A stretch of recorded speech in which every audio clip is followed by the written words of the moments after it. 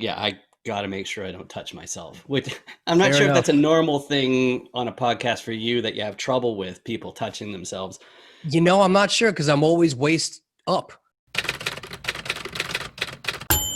What's up? This is Dan Fradenburgh for FIGGERRIDOUT.com, and today I'm with Nick Lamagna. Is it Magna? Lamagna, like lasagna. Lamagna like lasagna. Okay, host of the A Game podcast. So thanks for being here today, Nick. One of the most important things that I think you can do in your career or your business is to make sure that you can confidently introduce yourself. So I like to have my guests do that so that our audience can improve that skill. So can you please introduce yourself for our audience, Nick? Absolutely, man. Pleasure to be on. I've been watching a lot of YouTube stuff. It's outstanding. I love the stuff you're doing, your attention to detail. Like you said, my name's Nick Lamagna. I feel like the only cool thing about me is the people I know, and that's really what I've been trying to do my whole life is just surround myself with really cool people. And through doing that, I've gone from looking to get into college just to party, going into then trying to do FAA, FDNY, NYPD, CIA, all kinds of counterterrorism stuff. I was born and raised in New York. Then I moved into New York City. I wanted to be an air marshal after 9/11, got my degree in criminal justice, was waiting to go on to any of the jobs that were taking me at that point in any of the departments. Started doing construction so I could help rebuild the Freedom Tower. Got into a very bad construction accident, got a permanent injury in my hand, and all of that was taken away. So I was left with no options, couldn't do construction, couldn't do law enforcement, had a lot of bills that were piling up, couldn't work for a couple of years because of my injury, and fell accidentally into real estate. Read the book Rich Dad Poor Dad by my mom's force, started going to some seminars, and just learned and learned and learned and didn't take any action until I finally started doing stuff and taking actionable steps, which is something you talk about, which I love. And from there, I've done pretty much everything you can think of. For the most part with real estate, I'd say I'm a jack of all trades and master of none, from lease options, creative financing, fix and flips on your small deals up to luxury deals. I've done developments, I've done commercial deals, land stuff, wholesaling. I've wholesaled stuff on eBay that I've never seen to investors in other countries that I've never met. I was doing virtual investing way before virtual investing was a thing, just because I really couldn't. And, now because of Corona, all the things that people said was nuts that I was doing have now become very normal. And when I'm not trying to find ways to focus better on real estate, I'm hanging out with my dog and doing jujitsu. I've done some boxing, had some amateur MMA fights, and I'm a Brazilian Jiu-Jitsu black belt under Matt the Terracera, and train with a lot of cool people. So I've traveled around the whole country, teaching and doing real estate, and as well as finding the best people in those cities to train some jiu-jitsu with and have them beat me up and then teach me how they did it. That's really really awesome. And the one thing that you mentioned, I didn't know about your hand injury, but as a tech guy, well, and also when I was a teenager, when I was 16, I started teaching guitar for the local guitar store, right? So I've always been ultra careful and sensitive with my hands. And one thing that, like, as a tech guy, I remember when I was out in Taiwan, and I was running that little bank in Ohio, the Tech for It. My biggest thing is like, okay, I got a pretty comfortable livelihood going on right here, but if my hands are toast, what do I do? And so my big plan, and just for anybody here who is looking for another option, another career, because that's a recurring theme in my show and in my body of work, I should give the recommendation of getting something like Dragon Nuance. It's a software where you can do voice recognition and it'll transcribe, including code. Because I was thinking, like, how do I write HTML, CSS, PHP if I don't have the use of my hands? So that's one thing that I think is important to share with the audience. And good on you for yeah. I've been saying this a lot lately, especially on LinkedIn. You know the saying, if God closes a door, He opens a window. Well, I think that that's something we like. If that's true, then we always have to be on the lookout for new and better opportunities. And I think a lot of people don't do that. But good on you for making something of yourself. But it sounds like our lives have been similar in some weird ways. But while you've been everywhere in America, I lived in Asia for 15 years. I thought I was never going to leave for almost that entire time. But people aren't here for me. They're here for you. So to what extent have you worked all over America? Like how many states is it like about?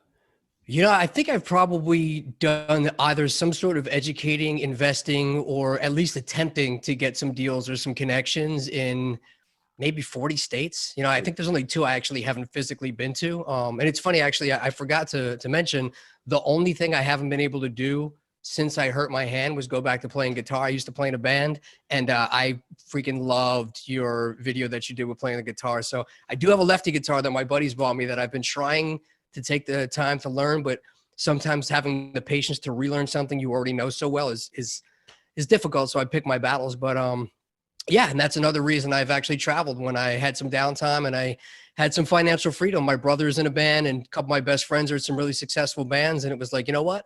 I'm going to go on the road with them for a week and just hang out in the tour bus and go and see the cities and, do some stuff out there. So that's been a pretty cool thing that sometimes I'm in a city to teach or to invest or to check out a property or to meet with some of my team members. And then one of my buddy's bands prior to COVID is on the road and we go see them play and then spend the night hanging out after partying and then they hit the next city and I go to the hotel and take a nap. Nice, nice, nice. So, going all over America and podcasting, like was that part of the plan as far as like how to like pivot and make like real estate work, or did podcasts happen to make traveling America work? Like was it chicken or the egg kind of thing? The podcast happened of semi recently. I've been investing in real estate since about 2005, 2006, Mm, and I've only been doing my podcast consistently for maybe about a year and a half, maybe 2 years. There was some lags in there. So, the traveling thing happened by accident. I was, going and taking all these seminars and all these classes and signing up for any courses I could, and then I started becoming a success story of some of the companies that were training me. mhm. And as you start to find out when you're in that realm, some of the guys that are teaching you are actually not teaching you. And then when you start actually doing it, they go, oh, well, you get up there and talk about it, but usually it's because they really don't know it. So then I selfishly decided they came and they started asking me like, hey, you want to come out on the road, once or twice a month. If we're in a city by New York, we'll fly you out to DC. You can hang out with us. We'll pay your travel. And I was like, dude, I get to hang out with these guys that I'm looking up to and learning from every weekend and get to pick their brain. I didn't know anybody else who was in real estate. I didn't know anybody else who was a millionaire. So for me, I was like, man, 100%, which I did, even if I have to just show up early and tape AV cords down, and that's my job for the weekend, and then just to talk to people about my experience, I'm in.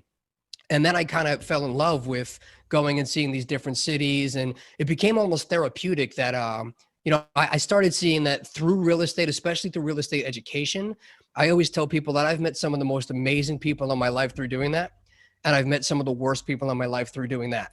So it's attracted some really great people, some amazing success stories, some really big entrepreneurs. And you talk to people who have really tough things going on that have the most amazing optimistic outlooks on everything they have. And then you meet people that have everything in the world and just a really shitty view on everything. So it was very humbling to me. And again, it was like therapeutic for me to just appreciate what I had and get to know different people and their stories. And teaching, I think, made me a better investor. Like, as I'm sure you've seen with the stuff you're doing, learning those details from teaching, because all the questions that come out help you evolve. So I started feeling like I had a responsibility to go out, because if I wasn't out there teaching some of those classes, I knew some of the options of the people that would be. And I just felt like being somebody who's been given bad information and lost money because of bad mentorships, I start trying to be the person who's trying to save the world. So I started going out and doing that. And, I did it selfishly initially. And, then I started using it as more of a social media tool, that when we were out, we would do things like, hey, me and my partner will meet up in the city that we have 4, 5, 6 flips going on. And we'll just spend a day going through a kitchen, a bathroom, the neighborhood, a local restaurant, and just do these little tiny clips. And again, this was years ago before this. So there was no Instagram. Then Right. maybe there was Facebook. There was definitely Facebook, I think Twitter. But we would just start to release these little 30-second to 1-minute clips of, here's a little tip on a bathroom and something we're doing here. Here's a little tip on a kitchen and something we're doing here. Here's why we picked this neighborhood. Here's why we didn't pick this neighborhood. Just stupid little things. And then we would link it back to our website. And again, this was all kind of accidental. I was just figuring it out. But that started attracting people that literally they would call and say, hey, you know what? I've been watching your little clips on social media. I checked out your website. I got my ass beat in the stock market. If you can pay me 4% and, give me a pretty good guarantee that you can do that, I have $1 million sitting that I just don't want to lose in the stock market where we meet. So it started being something that became addictive because it was bringing attention to us for people that wanted to bring us deals, people that wanted to bring us money. And then, the traveling starts to wear on you. So I started kind of backing up a little bit, and in answer to the podcast question, being on the road and spending time in hotels and going to different cities for weeks at a time, I started not getting a lot of time with the people at home that are really like the guys I train with. You're doing jujitsu, you're boxing, or, some of my friends are away when I'm home and vice versa. You're getting these little 30-second interactions with them. You're not getting to really get to know them that well. Mm. And I kept thinking, man, if I started a podcast a year ago, 2 years ago, where would it have been now? And every day I walk up and thought, man, if I just would have started. And then that old saying, the best time to plant a tree was 20 years ago. Second best time is today.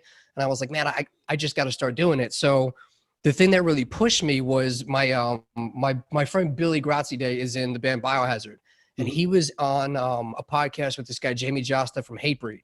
And they were talking about how when they were in bands together, when they were younger, they would see each other, they would go on tour together. But now that they're older, a lot of them have other careers, they have families. One guy comes into Texas, the other guy's not there. So they're not really connecting that much. And Vinnie Paul from Pantera had just died. So they were talking about how the last time they came into Texas, he had a limo, picked them up, took them out to wherever. But he was like, I decided to do a podcast because it allowed me to reconnect with all my old band friends from the road. And if nobody ever listened to it, it was awesome. And he had just recently gotten to do that with Vinnie Paul. And I was like, that's what I need. I'm just going to do it. And if nobody ever listens to it and I get to just talk and get to really have a one-on-one conversation and really just solidify some of the relationships and get to know some of the cool people that I have in my life better, awesome. And, it winds up, as I'm sure you're seeing, becoming almost therapeutic for you. You feel great doing it and you strengthen your relationships. And that's really what happened. So I just kept doing it from there. That's kind of where I'm at today. That's really amazing, and I hope it helps give as inspiration to some of our audience to go out and do it. Because like I've got a client who he's having trouble breaking out of his shell and getting into the podcast, and I think it's so important. And it reminds me of the saying that I heard: "Do what you love, and the money will follow," or "Do what you love, and you'll basically you'll never work a day for the rest of your life." And I remember when I first heard that, I think it was 20, and the guy who told me that was like 70. And so of course, like that was like, so he wasn't even a boomer, he was like before boomers. And so of course, like, if you bought your house or whatever when it was back in the 60s before the inflation of the 70s, then you're doing pretty well. And I'm like, yeah, right. And he was trying to convince me to play guitar as a career, even though I was in engineering, right? And that's the funny thing about that whole idea is it doesn't sound true, but it's the only way to attract like-minded people, I think. So hopefully some people end up doing a podcast. And on the topic of podcasts, my one here, the normal theme is that it focuses on attention to detail to adapt either your career or your business, and it's adapting it to the constantly moving goalposts of the market. I take a little time in every one of these expert interviews where I'd say, it's like, okay, if you're going to succeed in your niche and you had no friends and you had no family and you had no cash, and in other words, you have to learn something and you're starting from zero, how do you do it, and how do you do it fast? So that's what I try and do in my podcast, and that's my elevator pitch, I suppose. So what's yours all about? Initially I was looking at it as I want it to be about real estate. That's besides jujitsu, that's really my passion, is real estate. And I figured it's a great way. I used to host meetups in New York, New Jersey, and North Carolina. And the whole point behind that was, just like the social media, you'll attract more business, you'll attract money, you'll attract deals, different team members. So that was initially what I wanted. And then I realized that all the podcasts that I listen to about real estate basically have the same guests that keep, it's almost incestual with the information and the guests and the topics. And I was like, maybe I don't want to do that. Maybe I want to start to definitely, yes, have real estate people on that, but I almost want to hear more about, which was something that I really appreciate about you, your attention to detail, the way you do it, from your podcast to your funnel fixing, to your guitar playing, to everything. makes you successful in whatever you do. Like, and so the old phrase, which is my favorite quote, how you do anything is how you do everything. How you do the small stuff is how you do the big stuff. To me, that was always amazing to watch. So some of my friends that are UFC fighters, I always said, look, they got their black belts in jiu-jitsu. They became, top 10 rank athletes in whatever it is, fighting, football, acting, comedy. All those people, if they decided they wanted to do real estate, they would take that same attention to detail, that same discipline, that same work ethic, and they would crush it. It's just about that you as a person. So I really liked talking to people who, bought their A game to whatever it is they did.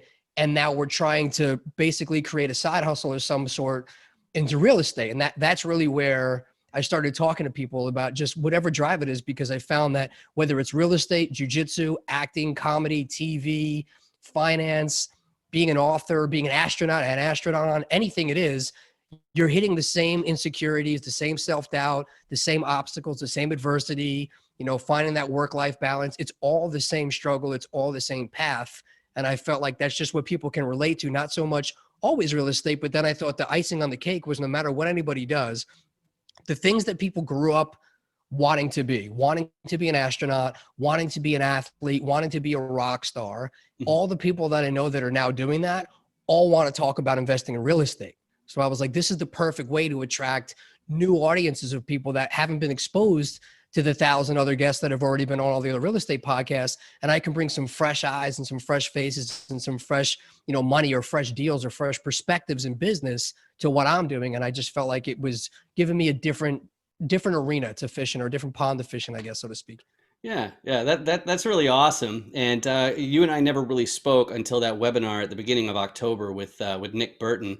The one thing that was interesting is you got onto my radar. I've been putting out interviews for over a year now. I started doing daily videos on February 10th, and I'm going to do at least 1 year of one topic per day in my daily videos thing. So now, thank God, I'm over 2/3 of the way through.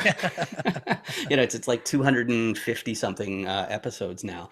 But when it comes to doing anything like this, it's a tough one. And when you do one video per day, that's just about all you're doing. You're basically paying your bills and doing that and nothing else.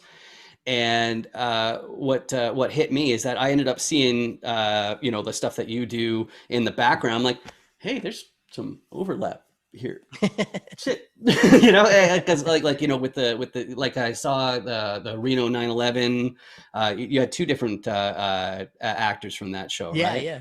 Yeah, it's really interesting that just total coincidence we ended up going like, well, basically my whole thing was I wanted to be able to interview anybody, because I had this thing back when I was around 20 where I wanted to know, hey, what's it like being you? So on that topic, you said you studied criminal justice in college, and so it sounds like you want to be in law enforcement, but what do you actually learn in a criminal justice program? Like what are like the courses called?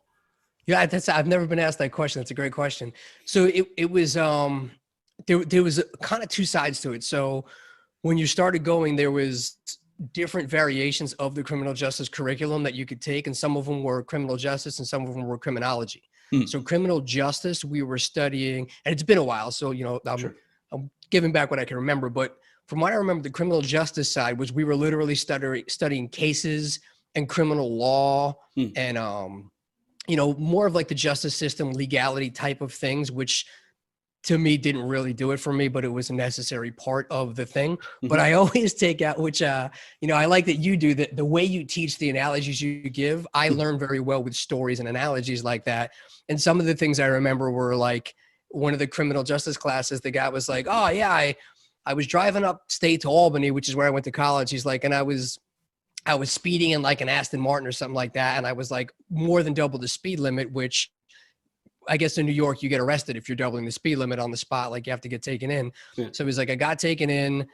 I had this lawyer defend me. He's like, and they got it changed over to a technicality of just failure to obey a traffic sign. And the traffic sign that I failed to obey happened to be the speed limit. So I got like a little slap on the wrist. And like, that was kind of his thing, was learning criminal justice and learning criminal law so you knew how to be a criminal and get away with it. So Yeah. like that kind of stuff, there was some of that. And then there was some of like the real bookworm kind of criminal justice warriors. But criminology, I thought was really cool because some of the stuff we were doing there was like, I remember specifically, you know, I grew up in Long Island, and I lived not too far from Stewart Manor, where the Colin Ferguson had the Long Island Railroad Massacre. Hmm. And we would literally study those cases, and they would show you actual crime scene footage and stuff like ballistics. And this is how you know if this bullet went in this way and which side it came from and who shot first. And here's where the shoes were. And this is how you know if the body went here, which is, you know, kind of morbid, but, you know, this is how you can tell what type of gun was used. And just watching them take like a crime scene photo and mark it up like one of those flip those house things and be able to put this whole story together of a chain of events from things that I would have never seen. Again, the attention to detail on that stuff to me, I thought was, you know, although tragic, it was fascinating because, you know, that's also the stuff that will sometimes give family members that peace of mind of, okay, you know, now we can get some closure of what happened here, or maybe put some nut job or some criminal behind bars or, you know, whatever it is. So that stuff I thought was really cool. And so it was a little bit of a mix of both. You know, there was sides that you're learning criminal law, and then there was things that you're actually learning cases and what the different things do. And, you know, that's where I started getting introduced to, I wanted to be an air marshal because I was like, this is cool. Like if September 11th ever happens again, I could be on the plane Yeah. trying to fight the guy with like the jiu-jitsu I'm learning or whatever. You know, at that point, I didn't really know anything, but Fighting. Yeah. The Kung Fu. But the, you know, then you start to learn that, you know, there's so many different specializations and departments for all these different things. I didn't know about ATF and FAA and DEA and FBI. And so I started kind of just diving into all those. And then there was a lot of things like that. Like you'll learn about what the different departments do, what their specialists are, what the different GSI, whatever the, you know, the codes for the different government officials, GS-13, and like what the pay grades are, and then what the classifications are, and then what their job roles actually are. And, you know, stuff like that for the career side of it, which I thought was really interesting as well. Yeah, that's really awesome, and it reminds me. I got a book on philosophy of law, and one thing that the lawyers end up spending a lot of time on is things like I remember there was a case where somebody had just like robbed a bank or a store or something like that, and then what happened is the police officer was running after the suspect, grabbed onto the side of the door, and then of course he was trying to get away, so he drove away, and so he knew he had to get the cop off of the car. He swerved, and the cop let go, you know, so he successfully evaded in that sense, but oncoming traffic ran over and killed the cop. Oh, So is it manslaughter or is it murder? Right? That's a really, really tough question because, you know, like he was in the process of breaking the law while the person died. And so it's a really, really nasty one. Those sorts of stories, I like hearing them too, because it makes it go, it's like, hey, I guess everybody who's a lawyer or a judge or something isn't a complete total idiot or just, you know, like just doesn't even care. These are actually extremely difficult questions. And that's some pretty fun stuff, I think. But another thing that popped out to me in the webinar, where you know basically you first got on my webinar this month or on my radar this month, is that you said that you were the kid that everyone would say would never be a success. And I want to ask you for some things that affected your career positively or negatively for you because of that view that people pushed on you that you'll never amount to anything. Now I don't know if you can relate, but can you think of some times when people's view of your prospects had a positive or negative effect? Yeah, for sure. You know, and I don't want to paint like a total doom and gloom with that because, you know, my family, my parents, the people who love me, supported me in whatever I did. You know, your mom's always going to be your biggest cheerleader. Well, I guess in my case anyway, she was. But it was more not an overall of it because I was definitely the first to admit too that I just, I was very lazy. I wanted to do the things that I liked, and I wasn't about to put any effort into anything else, which again is why I didn't do anything until senior year. And then once I went, okay, I do want to go to college, I went from not even going to class to, you know, getting like a 4.0. So the application of stuff there was a little bit different, but I really held the bar low. And I think because of that, over time, you just kept hearing like, he doesn't apply himself. He doesn't apply himself. He doesn't apply himself. I just really like to party. So I just think that there wasn't a lot of ambition there, which probably rubbed off on like, well, what's he really going to do? He doesn't really want to do anything. He doesn't even know what he wants to do. But then I started getting into martial arts, and getting into things like that. And that's when I started really learning the discipline of like, if you want something, you have to work for it because there's immediate negative consequences. If I go out drinking or I don't run and then I go box the next day, I'm literally getting my ass kicked. And the whole time I'm just regretting that cheeseburger or watching that movie instead of running. And you start to see the direct correlation. And then the negative aspects of it, teach you that it's not worth doing anymore. And then you start to want to have less pain there. So I'm hitting the track more. And, so I think that was really a turning point for me as far as that went. But in answer to your question, like a great example of that is I remember I went into Ray Longo's gym, which is he's a famous coach, one of the best guys I know. So Ray Longo, I went in there and I went in there with fights. I already had some boxing matches, but it was a time where everybody was coming into the gym going, I've seen UFC on TV. I beat a bunch of guys up in high school. I want to be a UFC fighter. Who's the biggest guy in the gym? Let me beat him up today. And there was like 4 or 5 of those walking in a day. So it was kind of like, all right. So I came in and I was like, hey, I want to fight. And he kind of gave me like the pat on the head of like, you're not even allowed to be in the gym when the fighters are training. Like, I'll do you a favor and I'll let you go in the other room by yourself and hit the bag while the big boys are playing over here. And he was, as somebody running a fighting business, Yeah. that's the right thing to do, because I've learned that if you let guys get in there before they're ready, they get beat up, they get discouraged, they leave, and now your business is not doing well because everybody's running out the door. So he handled me right, but my ego immediately went like, fuck that. I now not only am I gonna, like, I'm gonna prove him wrong by showing him and being here so much that he's not going to be able to deny me a fight. And that really, the second I wound up having the opportunity, one day he came up to me and they had another guy that was getting ready for a fight and they didn't have anybody for the guy to spar with. And he was like, oh man, he grabbed me. He's like, hey, I know you're in class, but this guy's got a fight coming up this weekend. He needs somebody to spar with him. I hate to do this to you, but do you think you can get a couple rounds with him? And I'm like, yeah, well, he's about my size. He's like, yeah, he's got like, I don't know, I think like 10 fights or something like that. And I was like, oh, and then the kid was like, hey, let's go easy. I got a fight coming up this weekend. And I was like, cool, no problem. And I was scared, but I didn't want to show it. So I went in and the kid started trying to take my head off in front of everybody. And it turned into being like a pretty intense session. And I did really well. And at the end of it, he was like, man, that really wasn't cool. I thought you were going in there to help the guy work. And he kind of was a dick, but you got in there and you held your own. I owe you one. What do you want? And I was like, I want to fight.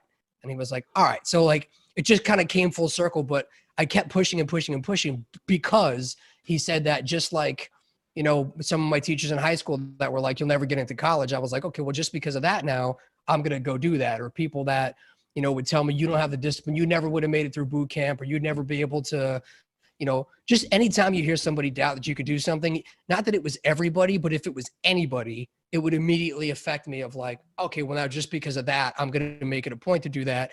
And usually by the time I did, I probably forgot the real reason behind doing that, but yeah, it's a long way to go. I don't know if that answered your question. Oh yeah, well it does, because you already related back on 2 different parts in this conversation, which like right near the beginning, you were saying something that it's very close to what I have in my book, which is if you get good at one thing and then you apply it to the next thing, you will get good at that second thing as well. You were saying like with actors, if they take the effort towards their craft and they put it towards real estate, then yeah, the world's your oyster, because you see a bunch of guys that they're doing okay, they got a deal or 2 or something, they're making some money off of that, they're not totally losing their shirt or something like that, but the guys who actually put in the effort are the ones that are kicking ass, right? Like you said, you've been doing this since what year was it?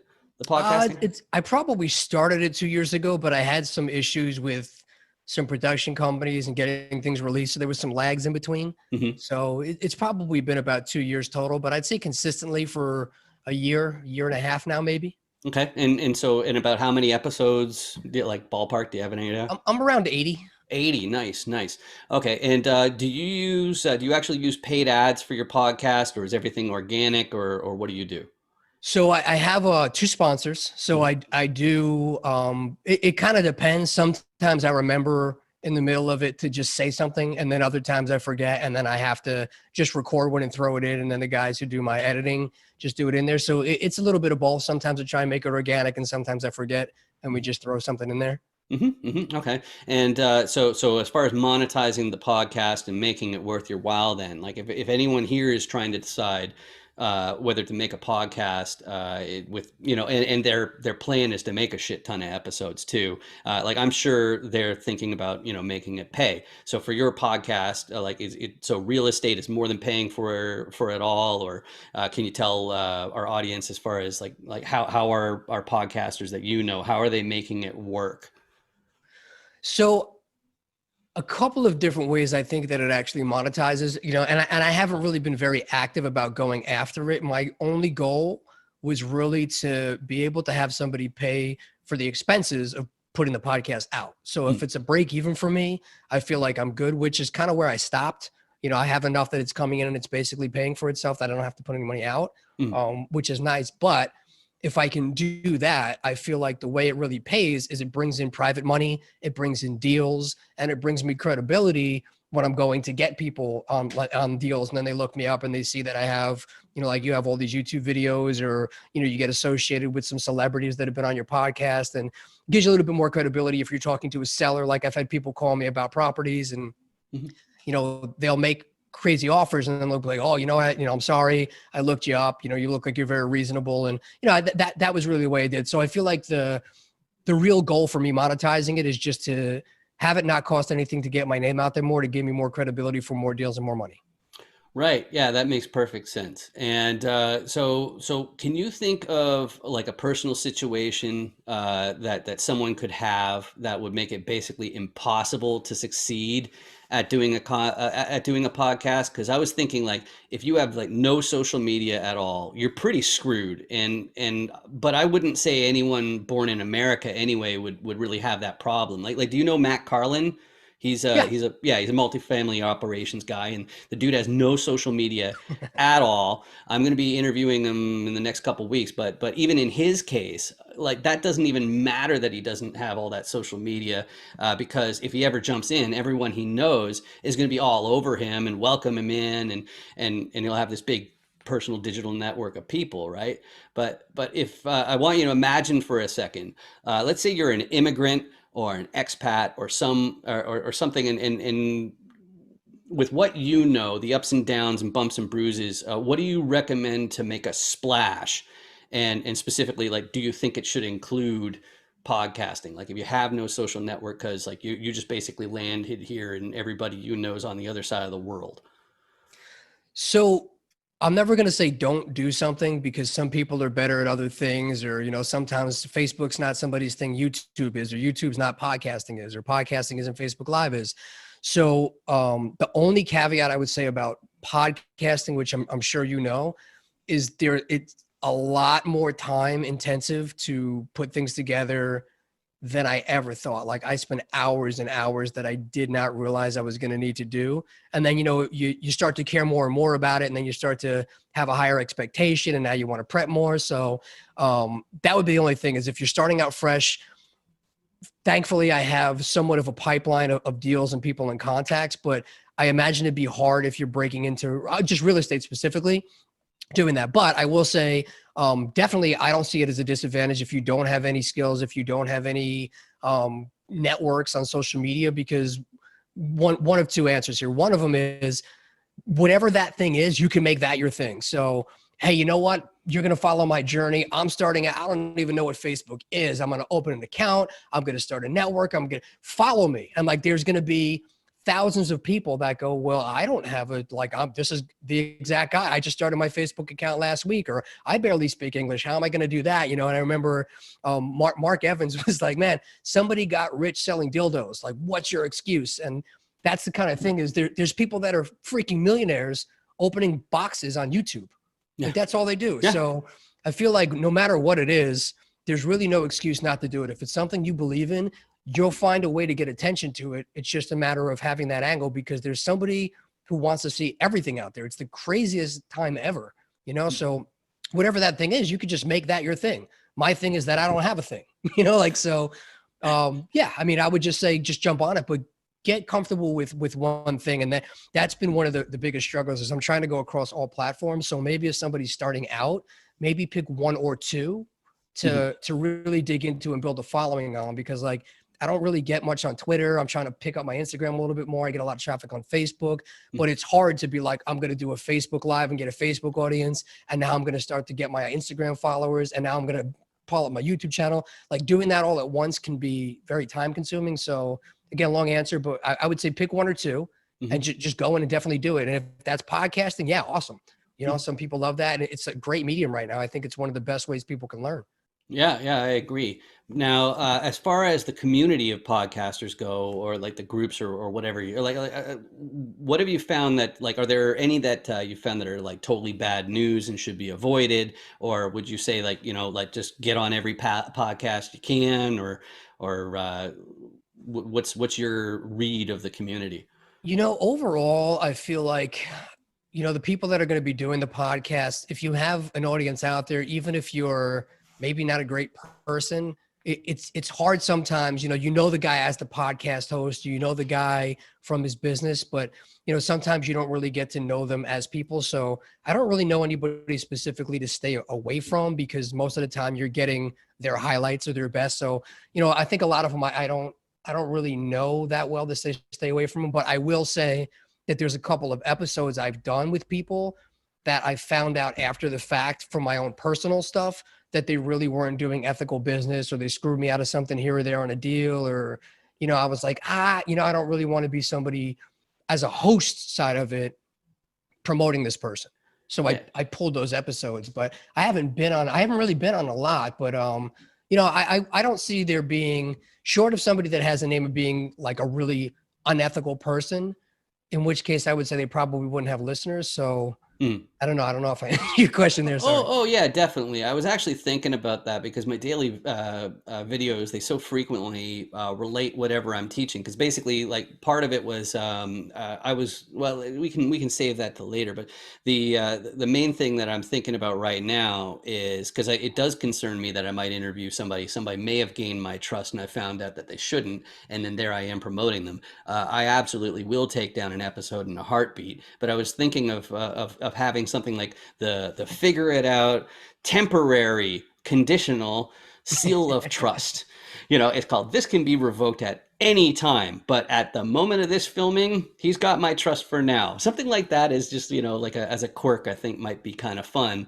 But that's really part of reputation management, right? Sure, sure. So what do you do as far as reputation management goes? Like you seem to be pretty rock and roll. You seem to like getting your head beat in at the gym and shit. So like how do you manage? Have you had any asshole trolls at all? Yes, I have. And yeah, that's one of the big questions that I ask people on my podcast, especially guys, because I realize when I say it to people that have real trolls and real followers, I realize how stupid it is when I'm like, well, I've had two people that came in and they like, even some lady yesterday, she went on my and she called me because she wanted to sell her house and she was going through something, called her back a couple of times, didn't hear back. And then she starts lighting up my Facebook, how like, hey, I am 100% sure you rip people off every day. And I was like, well, that's nice of you. Like, I don't go on your Facebook page and tell you like how shitty you are. Like, why do you think it's okay to do that to me? So I messaged her and I was like, hey, I know who you are. I called you. I left you a couple messages in response to you calling me, and I never heard back from you. So it sounds like you're having a rough day, but I'd be happy to talk to you anytime. And then I emailed her too and was like, hey, like, where did that come from? Hmm. And she was like, well, I know people like you, and they try and take advantage of people selling houses. And I've gone to bars and heard guys at bars laughing at people who wanted to sell their homes because they were going to rip them off. And I was like, have you ever seen me do that? You don't even know who I am. Like, I don't go to bars and laugh at people about, Yeah, being you in really hosed bad that financial guy. situations. I was Yeah. like, but she's obviously so I'm starting to learn that it really doesn't have anything to do with me. It has to do with them and what they're going through. And I just have to, instead of being defensive, engage it. And I told her, I was like, I realize that you're probably going through something like that you're sensitive to it, but I'm the furthest thing from somebody who's going to come down on somebody or make fun of somebody in a bad situation, because I took a major hit when the market turned last time and I had to short sell some of my properties off. So I know exactly what it's like to be in your situation. And that's why I would try and help you if I could, not take advantage of you or laugh at you for being in a bad situation. Bad things happen to good people all the time. Mhm. But I also do get people who, like, Chris Weidman's one of my friends. He's a UFC middleweight former champion. Hmm. Very, very well-known UFC fighter. He's been on a bunch of TV shows and stuff. And there's some guy who just keeps writing to me about, like, yeah, maybe if you were really his friend, instead of trying to interview him and get more followers, you tell him to retire, and like, just people that beat you up about your character, that don't know who you are. They don't even have a picture. Their name is like BJ7589234. And I'm so, but for some reason it ruins my day. And I can have 10 people that are like, hey, that was a really awesome episode. That's cool. How'd you get that person? Or I got a lot from that. I shared it with my friend.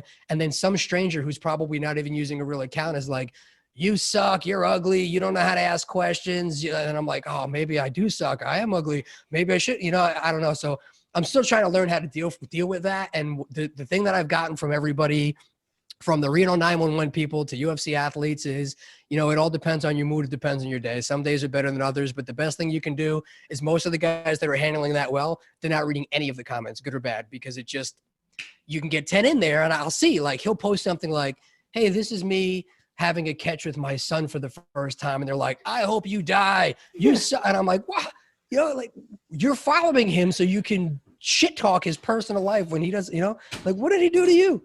I don't know. So it's crazy. It's a crazy world. The internet's a really crazy, crazy place because people have no accountability for what they say. It's nuts. Mhm.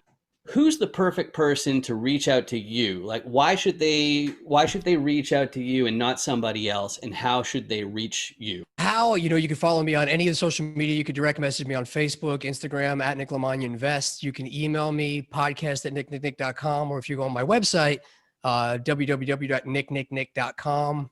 There's all a bunch of different ways that you'll actually see how you can work with me if you want to buy properties from me, sell properties to me, or partner on a deal with me. So if you want to do any of those three things and you want to get into real estate on a level, whether you're beginner, intermediate, or advanced, a lot of people that reach out to me are people that are just starting out, and maybe they're a little bit scared or intimidated by some of, like, the Pace Morbies or the Tim Brotts out there that are doing, like, these huge things.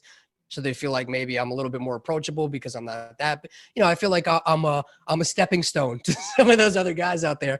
But, just anybody who wants to do some real estate deals, whether, again, you want to partner, you want to buy, you want to sell, reach out to me. Whether you're brand new and you don't even know what to ask, or you're willing and dealing and you want to just take it up a notch to see how we can work together. That's it. Anybody who's willing to take the steps, I'm willing to take the walk with you. Just don't reach out to me if you just want to ask a bunch of questions and do nothing. That's pretty much the only other thing that I would say. And then if you go on www.nicknicknick.com/links, you can see all the different ways to connect with me on social media, or the different ways to hear the podcast. And I'm pretty good about answering any of those, as long as well, I guess I'd say even if you insult me now lately, I do respond to those too. So yeah, Awesome. you'll get an answer one way or the other. All right. Thanks for joining us today, Nick. Thanks for